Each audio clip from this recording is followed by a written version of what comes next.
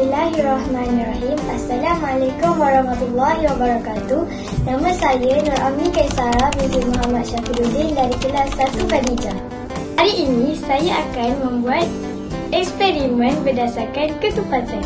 Bahan-bahannya seperti ketulan ais, gula melaka, susu segar dan sirap yang telah dibancur.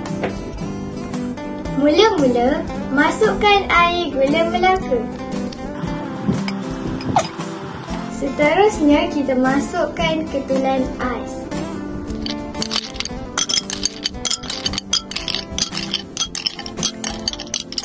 Kemudian, masukkan susu segar.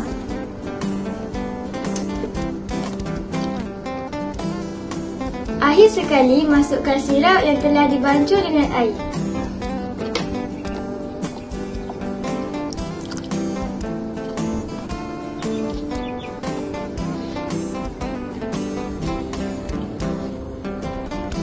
Di akhir eksperimen ini, kita dapat melihat air gula mempunyai ketupatan yang paling tinggi berbanding air susu dan air sirap. Manakala air sirap mempunyai ketupatan yang paling rendah. Dengan ini, sekian, terima kasih dan selamat Hari Raya Aidilfitri. Maaf zahir dan batin.